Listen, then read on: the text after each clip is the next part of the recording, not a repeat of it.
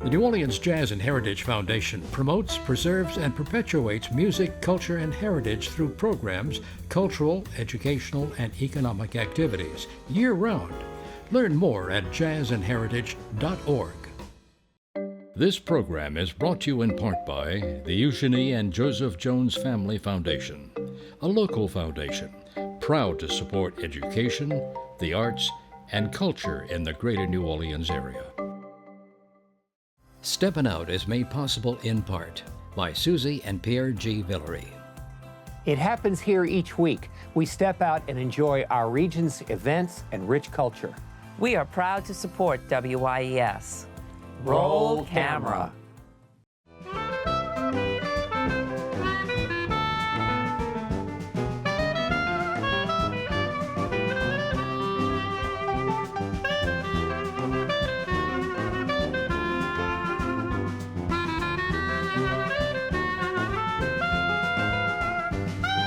I'm Peggy Scott Laborde, and welcome to Steppin Out with updates from the local restaurant, arts, and entertainment scenes. Joining me, Poppy Tucker, host of Louisiana Eats on WWNO Radio. Howdy. Hello.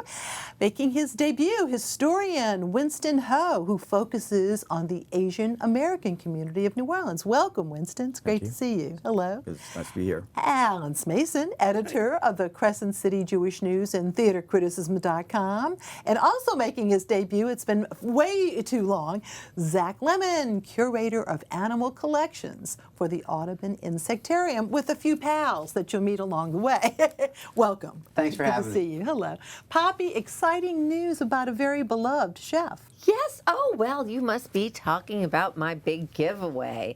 Somebody new who's doing a little cooking down at Sui Generis with my friends Ernie Fondas and Adrian Bell.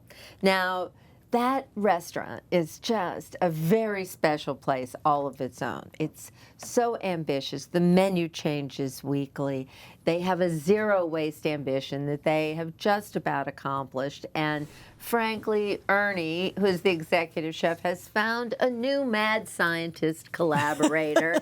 And our buddy Chris DeBar is down at Sui Generis. A lot of people may remember Chris from as far back as The Green Goddess, but typical of Chris, he's got these high concept dinners that they're getting ready to do.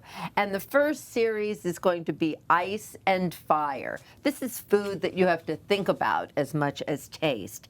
Ice is going to happen August 23rd through the 25th, and it's dedicated to Elizabeth David's last book, which was Harvest of the Cold Months. It was an unfinished book. I just can't imagine, but that's Chris for you. Now, Fire is going to happen August 30th through September 1st, and I do know that he's got some wild dessert plan that's going to come out in a lake of fire that involves some 151 rum. So what many people may not know about Sui Generis is that a lot of their food they grow themselves, and they grow it on this piece of property in Pearlington, which is like not just going on vacation, it's like going to another planet to go visit them out there. And the Tiki Food Lab just released their new schedule of classes, and this is a really unique opportunity to get to go out. It's barely a 45-minute drive from the city, and what they are starting off with on August the 24th is a kiddie pool brunch. It's 6 courses. This is so typical Ernie. You sit in the kiddie pool for the whole brunch and they serve you, and you're cool and you're outdoors and you're under the food lab. But then the classes are so well thought out, and they're on things you'd never get to learn. Now, there is a class, for instance, on barbecue techniques, but there's also a class on the schedule for vegan charcuterie. So you're going to learn how to make fermentations, how to make miso. Ernie's cracked the code on all that stuff. He's got it figured out, and I promise you, if you sign up for one of those experiences, it will be an experience you'll never forget.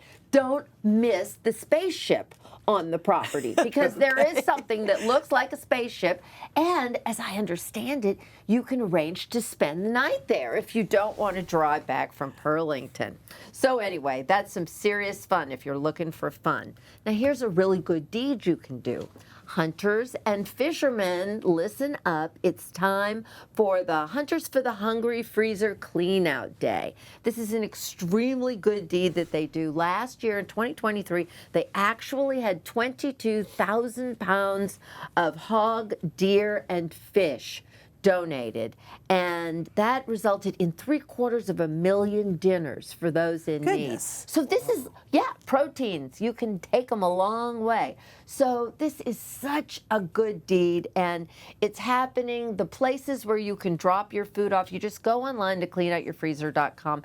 It is all of the events. It's not just on that Sunday. There are other days. I understand some of the routes is grocery stores or drop-off places. So check it out if you can't fit anything more in your freezer, because it's been a great fishing season.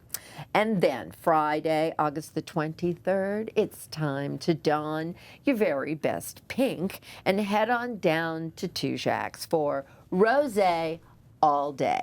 And it's basically 3 courses, $48, and there will be a lot of special bottles and buy glass option, and it's just going to be fun. So get in the pink at Tujague's. And then, if you haven't quite done enough imbibing at lunch that day, you can head right on over to Birdie's Behind the Bower, where the bartender, Craig Seaman, is going to be doing a hands-on gin mixology class. So you can get your Dutch courage there and learn a whole lot about gin. And lastly, I have some enormous scoop. I just got the press release yesterday. G.W. Finn's is planning an event on Tuesday, October the 1st. This is going to bring together 3 of the culinary leaders in the United States on dry aging fish. And that includes Liwei Liao from The Joint in Sherman Oaks, Davin Waite from Wrench and Rodent Sea Bastro Pub in Oceanside, California, and of course our own Michael Nelson, who is doing his magic with dry aging fish. You know, he gets in those whole fish. They go through a 10 to 14 day dry aging process that makes it taste, well, on their regular menu, you can have sea cootery, what he calls. There's a little muffalata that is all made from aged fish. It's delicious. It's a 5-course dinner with wine pairings. It is going to sell like wildfire. So get those tickets now. Thank you, Miss Poppy. And turning over to Mr. Zack here, who are some of your friends from the Insectarium, which is now, we should remind everybody, is part of the aquarium, too, right next to each other. They're under the same roof. There's no other place in the country that does that. And it's been fantastic. We reopened in June of last year, at least the Insectarium did. So we've now got a year under our belts, and we've got lots of great bugs. So let me start with this fearsome-looking creature, which isn't going to hurt anybody at all, unless you're a bug yourself. This is an arachnid, but it is a predator, so it eats other bugs. And if you're familiar with arachnids like spiders or scorpions or ticks or mites. Hold it up a little bit. Yeah, I don't know where the camera is and where I am. There we go. Okay. So this is called a vinegaroon. And unlike other arachnids, while it has 8 legs, you might notice that these front 2 legs are very long and thin. They're not even load-bearing. So it's only walking on and supporting its weight on 6 of its 8 legs. This animal will hide during the day, and at night, as it walks around, it taps with these very sensitive front legs, and it can pick up ground-borne and airborne vibrations. And when something like a roach or a beetle is right there in front of it, it takes these claws, it rushes forward, and it grabs them. Wow. Tap dancing, tap dancing. and the vinegaroon gets its name because from the backside of its body, if you bother it, I'm being sure not to bother it, it can defend itself by spraying a chemical that is 85% acetic acid. And if you've got at least one guest here who knows that vinegar is made out of acetic acid, but we don't use 85% acetic acid in what we eat. This is from the desert Southwest. This is a U.S. bug. We don't have them here in Louisiana, but these are found right here in the United States, and that is the largest vinegaroon on the planet. Oh my goodness. Wow. And we have them at the Insectarium. Wow. All right. We also Other have guys. these beautiful katydids. Katydids are, in name, not well known. People see them a lot. People hear them a lot. They are related to crickets and grasshoppers. They have back legs that are made for jumping. The fancy word for that is they are saltatorial back legs. Right there. Okay, I'm just trying to And show yeah, you. you Here do that, go. and I'll do guys. the talking, and yeah, you can like go ban ahead. Just show me. Ban white. So normally katydids are green, and in addition to being colored like leaves, they're kind of shaped like leaves, and this helps to camouflage them. But every once in a rare while, the oblong-winged katydid, native to southeast Louisiana, produces pink or yellow individuals. And at our lab, we're now rearing pink and yellow katydids so that we can show these off all the time to people instead of hoping that we find one or someone calls us because they found one. So it's been a great, fun breeding project. And this is one of just 55 live bugs we have on display at the museum, which we can talk about, but I want to show you my last friend. Sure. All right, this is Mary. Actually, she doesn't have a name. It looks like a bunch of leaves, right? And I didn't tell you I was going to bring you a bunch of leaves because, in fact, one of these leaves is a walking leaf insect. It's phenomenal. So, yes, katydids are well camouflaged, but this, to me, is taking it to another And level. what's the name?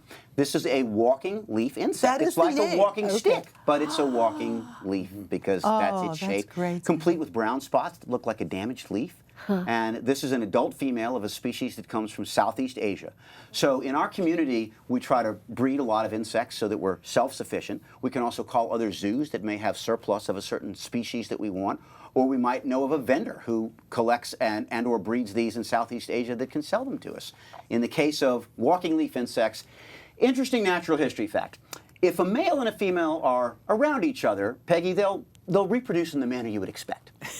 But in the absence of males, females can reproduce by parthenogenesis, which is the development of an unfertilized egg. Wow. So this animal, if well fed, will make an egg, not fertilized, and it will hatch. And what she effectively does is she clones herself. So your colony will be all female. And in nature, this isn't the norm. In nature, there are males of most species. Thank goodness. But the idea is that if you are mixing the genes of two animals, you have many genotypes, and they can more robustly defend against microbes. So the reason parthenogenesis isn't the norm across most types of animals is that if you are genetically identical to everyone in your population and some virus or bacteria comes along that can really do you in, you have put all your genetic eggs in one delicate basket, and that's risky. So it's neat that they can reproduce facultatively by parthenogenesis. It's a lot of big bug guy words, but in any case, Yes. now you know a little bit about walking leaf I do, insects. and what I want to share with everybody too, and we have some footage of the recently rejuvenated insectarium, but you got your butterflies, you've Yes. got all kinds of opportunities there. Tell us who lives around there, who lives within that. Well, when you come to the Insectarium, there's this beautiful 150-foot-long wall with a 90-second firefly and then a 90-second monarch butterfly looped video, and your presence by the screen generates more bugs. So when you get close to the screen, there are more of these fireflies or butterflies in front of you. It's a great opening to this wonderful adventure where you learn about how insects help us ecologically. You can learn about how accessible they are. Unlike other wonderful animals like tigers and whales, these are things you can find in your backyard. And we got the butterflies, Our butterfly exhibit, yeah. which is our last exhibit, has usually about 700 or 800 butterflies in it at a time, and it's terrific. If you come by and you're hungry, we have an edible insect area, which we boy. named Bug Appetit. I thought that was kind of clever. And in between, you can learn about insect and arthropod diversity, how these things defend themselves, how they're put together, different lifestyles. We have an area where we focus on Louisiana species, and it's just a really neat place to visit. And you're open every day, and you're at the foot of Canal Street, right by the river, and this is the site of what used to be the IMAX Center, isn't it? Yes, so that building where the aquarium is had on the upriver side the fish and their buddies, and on the downriver side that giant screen theater, which is now gone and replaced by our wonderful Insectarium. Oh, well, we're so glad you're here. We Thank look you. forward to having you again, bringing some other friends too, okay? I would be more than happy to come Very back good. and talk about bugs all day long. And you are the first guest ever to have also been on The Tonight Show with Jay Leno, so we're honored, right? Well, so it's incredible how much mileage you get out of that. It was 1997, and people still say, "Guess what he did?" As though I'm doing shows like that all the time. Of course you are. Right? And Thank you And again. did we talk about the zoo and the We special will a little thing? bit later. later, Okay, a then I'll little be bit quiet. later. It'll be a surprise. And Winston, here I am asking you for the impossible, but to give us a very quick history of the incredibly rich Asian community history of New Orleans, and tell me, let's do, at least we'll have a taste. So we'll go through that, because you're giving some talks soon too. We want to talk about that too. Yes, thank you. We're not. We know the Chinese people were wandering around New Orleans before the Civil War. We know from the census schedules that most of them have been sailors, either at the port of New Orleans on these ocean-going ships, or they were working on the steamboats. But if we look at the first image I have for you, it'll be coming up. Yeah, it's the first major wave of Chinese settlement here in New Orleans took place during Reconstruction, and it was these workers on these plantations all over the American South, in Mississippi, in Arkansas, Texas, Alabama, and right here in Louisiana. This is an image of the Milledon sugar plantation in 1871. Milledon was across the river from the city in what is today Marrero, and it had been one of the largest sugar plantations in the state before the Civil War.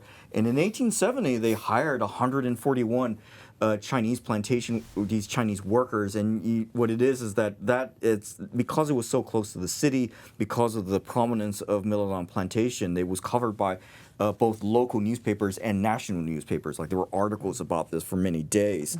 But the Chinese did not stay on these plantations very long, and they actually didn't like being treated like slaves any more than the Africans. So, yeah, they all ran away. But they were very soon followed by many other groups of Chinese.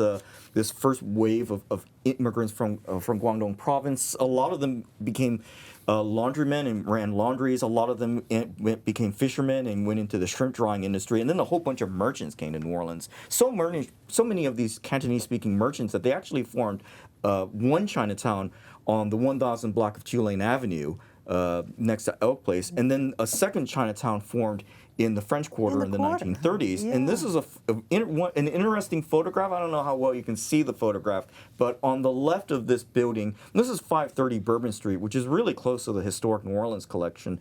But it's that building. There's a grocery store on the left, and that's Song Grocery. It used to be in the first Chinatown, and then it moved to the second Chinatown. And then there's a door in the middle with Chinese characters over it, and what's behind that door are stairs that go to the second floor. And on the second floor was a big meeting room for the Alliang Merchants Association. So that was just this big association for Chinese merchants here. And then the alley on the right goes to the courtyard, and that was where the original Chinese Village restaurant was, founded in the 60s, eventually moved to Metairie.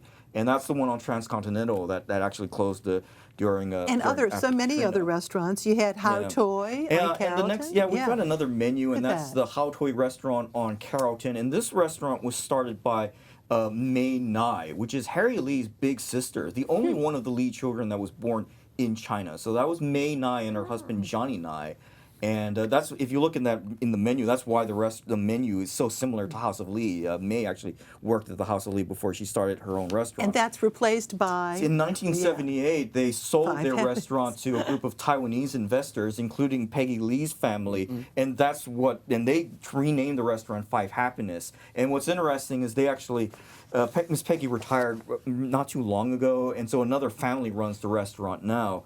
But yeah, and what it is that if you're in the Chinese community, it's actually there's more than one Chinese community. To these different waves of immigration. First one being those old Cantonese that were here before '65. After '65, you had my people, these Mandarin-speaking Mandarin speakers from Taiwan and Hong Kong, and more recently, people from mainland China. Yeah. This is interesting. This is where the Chinese Presbyterian Church used to be on Bienville Street, behind what's today the Whole Foods, the South Broad Whole Foods. It's now an art supply store. It's Mo's Art Supply today. It was founded in 1882 by missionaries from the church Presbyterians that were evangelizing to all these immigrants from Guangdong province back in 1882. This is actually the earliest Chinese church in the country outside of California.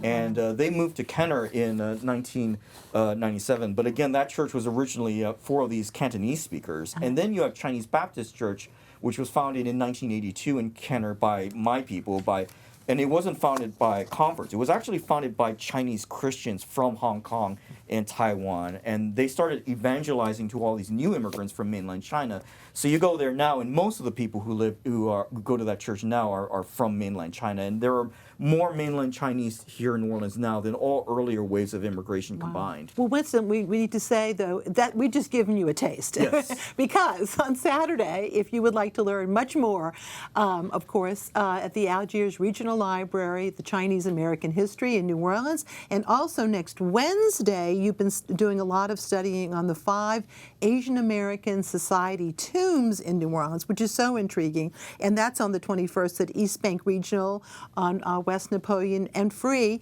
And we'll give some further information about, he has done so many articles over the years, and he's going to let us know where we can find those too. Thank you so much, Winston. Thank you. And moving on to Alan. All Hello, right, sir. let's see if we can do this quickly now. Yes. Tuesday night was the showdown for the previous Stage Door Idol hopefuls who had won the previous 4 weeks. There were 5 winners because there's Noah Lanier, Elizabeth Lowry, Isabel Gisclair. They won in weeks 1, 2, and 3 respectively. And then Cantor, Rebecca Garfine, and Lloyd Meekins tied in week 4. Then also in week 2, when I was a judge, another hopeful, Elise Harvey Spurlock, who was the incredible singer who did the role of Dee Dee Allen in Riverdow's production of The Prom, if you remember, at the last minute, was added as a wild card. So the 4 judges heard from everyone. And this time, the Victory 6 band was doing their special arrangements behind them, and the judges, Leah Chase, Lena Prima, Scoot, and Dennis Asaf all conferred. And then there was a new Stage Door Idol for 2024, and there he is, Lloyd Meekins, who actually starred in On the Air, a live radio broadcast musical at the Stage Door Canteen back in 2015. But this was back when he was doing the work, and the entertainment director there thought that when he did an audition for Stage Door Idol, that there was too much of a conflict of interest. So it was thought like maybe with collusion if he won. So he was not allowed to enter. He did audition. He wasn't allowed to enter. But he would have become the first Stage Door Idol male winner. Instead, the following year, Spencer Rocca became the first Stage Door Idol male winner, and now Lloyd is the second. Yeah. 9 years later. And again, here we see him with 2023 winner, Whitney Mixon. So the Stage Door Idol competition is over for 2024. There's still lots of action. I think that some of those finalists are going to become future Stage Door Idolists themselves. Now, for those of you who want to have a chance to go back to the World War II Museum and check out some other things, the Victory Swing Orchestra is having a wonderful opportunity for you to dine and dance on Saturday the 17th, and it starts with a 3-course dinner featuring wine, and then of course the dinner and the dancing will take place at 7 o'clock. So again, that's at BB Stage Door Canteen. Then Courtney Anderson has taken over as being in charge there with the Victory Bells. They're going to be having their Victory Bells luncheon next Wednesday afternoon with a buffet luncheon that begins just before noon, and then a 1-hour show with the Bells at 12:45. Go check that out as well. The Bells will be returning, however, next Saturday with the Expressions of America Outdoor Sound and Light Highly Extravaganza. recommended. So and this is a wonderful well done. opportunity. Yes. If you haven't gotten to see it, it's the Battle Barclay Pavilion right there underneath the pavilion's canopy. It's fabulous. Lots of light, lots of sound, all kinds of beautiful stuff, including the Bells.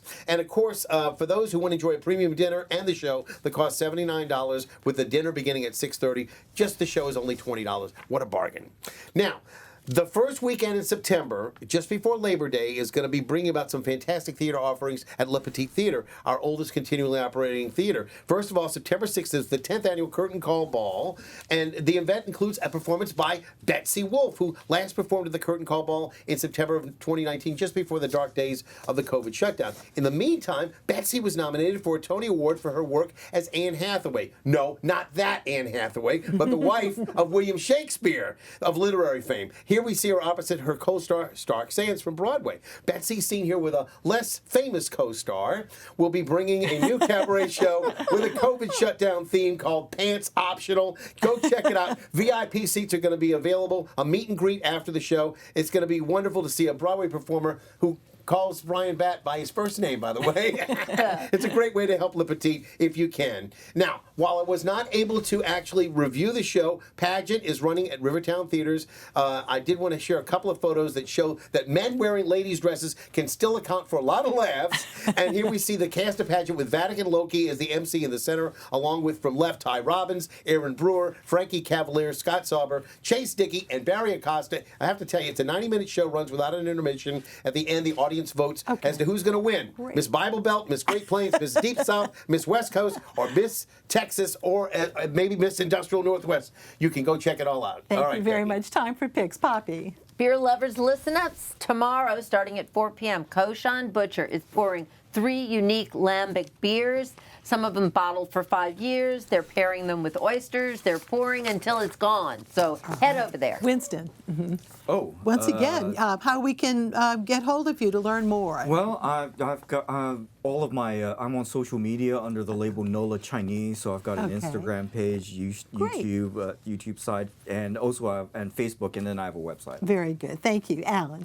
Okay, about to be inducted into the Theater Hall of Fame, William Finn has his most successful immersive piece called the 25th Annual Putnam County Spelling Bee. 30 by 90 Theater Company is presenting the work now through August the 25th on the North Shore in Mandeville. Showtimes are at 8 o'clock nightly, at 2:30 on Sunday afternoon, and I'll see you at the theater. All right. Zach. The 17th, this Saturday, if you come to the zoo, admission for kids or adults is $19.72 in honor of the year 1972, which is when Ron Foreman became the director of what was then a very poor city-run zoo. He transformed it. He's been at the helm for 52 years. Incredible. He's retiring at the end of this year, and to honor him, this Saturday, 17th of August, $19.72 Such a to deal. come to the zoo. Thank you. And now my picks very quickly. WYES will present a coastal expo this Saturday from 1 to 4 here at the station, 916 Navarre Avenue. This free event will showcase coastal advocacy groups, and guests will have the opportunity to screen the WYES Challenges and Opportunities program.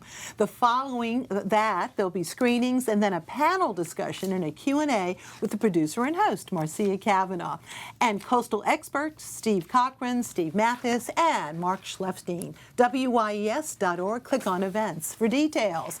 Looking ahead, Marcia will also host another part of her series, The Future of Louisiana Coast. That's Monday, August 26th at 9 p.m. And this Sunday from noon until 5, check out the Piety Market. We've got that going, and that's once again at the historic Peter and Paul, formerly a church right there in wonderful Marigny. Check that out. Very good. Also, we wanted to tell you that there's an all-day seminar that the tourist guides of New Orleans are going to be doing with, how exciting, they're going to have the Historic New Orleans Collection talks all day. It's called Historical Sleuthing. TourGuideNola.org for all kinds of information, and Eventbrite. And finally, Culture Collision. That is going to be coming up, as you see there, in August, and it's going to be a great time on August the 28th, to be exact. And by the way, we won't see you this week. Unfortunately, next week, I should say. We'll be back in 2 weeks because of the National Convention, Democratic Convention. So we'll see you then, August 29th. Thank you so much. Take care. Bye-bye. Programming on WYES is made possible in part by Susie and Pierre G. Villery. Public television is our passion. With so much content that WYES broadcasts and presents online, we are quite entertained and highly informed. Please join us in supporting WYES. The New Orleans Jazz and Heritage Foundation promotes, preserves, and perpetuates music, culture, and heritage through programs, cultural, educational, and economic activities year-round. Learn more at jazzandheritage.org. This program is brought to you in part by the Eugenie and Joseph Jones Family Foundation, a local foundation proud to support education, the arts, and culture in the greater New Orleans area.